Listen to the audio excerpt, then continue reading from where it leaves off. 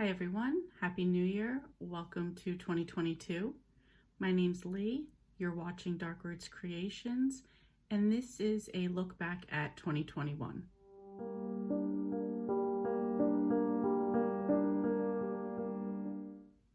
I know most people did Vlogmas in December, and during that time they did a lot of wrap-up videos and end of the year videos.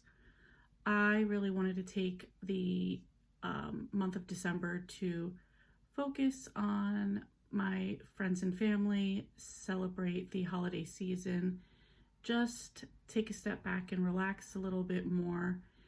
And I like to close out the end of the year and set myself up for the next year.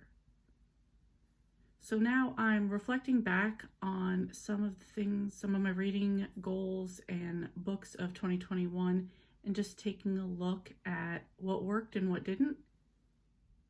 This first video is going to be my worst books of 2021.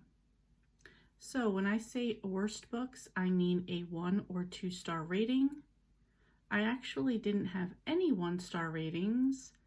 I had 9 2 stars, and that's what I'm going to talk about here. First up was the classic 1984 by George Orwell. I really didn't like this book. I mentioned in a wrap-up when they were talking about Winston and his life, I kind of thought that that was pretty decent for the most part as far as like an interesting story went. When they were talking about Oceania and their rules and regulations, that was definitely super boring for me. So the Winston part was 3, the Oceania was 1, it would have been a DNF. So met in the middle and gave this a 2. I know it's required reading a lot of time. I thought it was super boring and it was definitely a struggle. Next up was Rebellion by Nora Roberts. This is either considered the prequel to the McGregor series or book number 6. It's a historical romance in the series.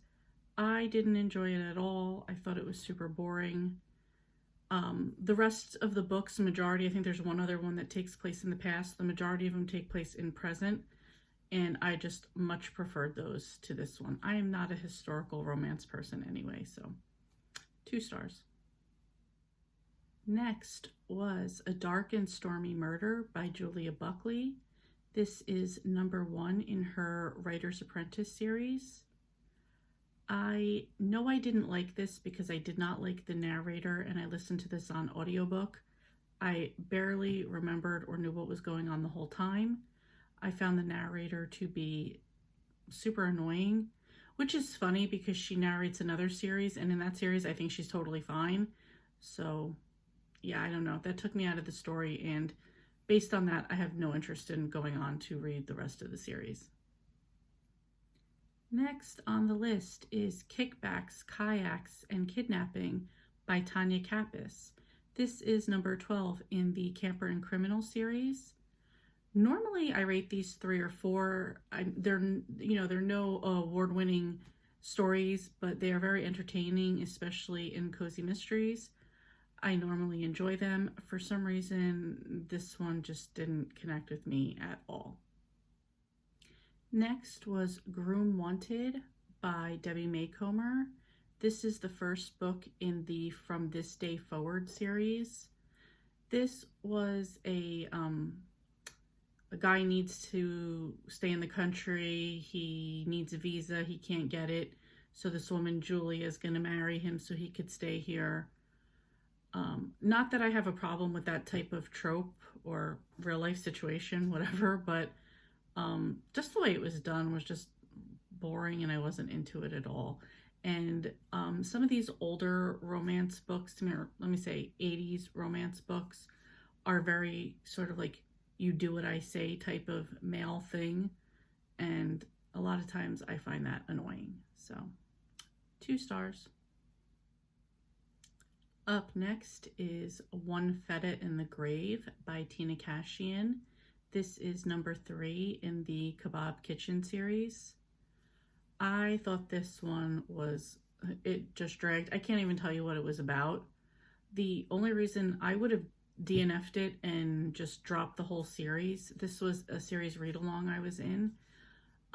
The only reason I didn't is because I knew there were 2 more books. That was all the books that were out, and I was using this to go toward my serious about series, and I just wanted to finish out the series, so I just went along with it.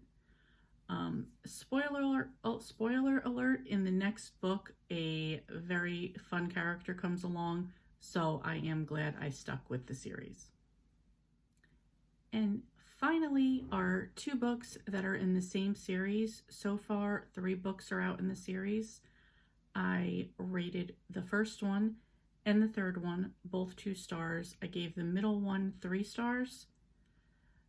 This is the Tea and Read series by Joy Avon. The first one is in Peppermint Peril. This one came off a lot like a really bad version of Clue with a ton of characters, and you were really kind of all over the place with what was going on.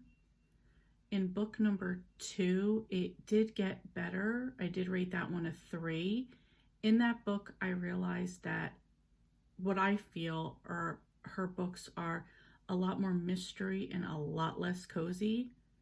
So I kind of went into the third one knowing that, and I can't even tell you what happened in the third one, which was in Cold Chamomile. Again, introduction to a ton of characters. We go back and forth. We're all over the place. There's no cozy in these books at all. And with something called Tea and Read, I'm expecting a lot of cozy, and it's definitely mostly mystery. If there are any more in that series, I definitely won't be reading them. So that's it. Those are my 2-star books for 2021. To me, that's pretty good, meaning 3 stars is, a good book, 4 really good, 5 I love. So I don't think that was too bad. I hope I have even less in 2022. Thank you all for watching, and I will see you next time.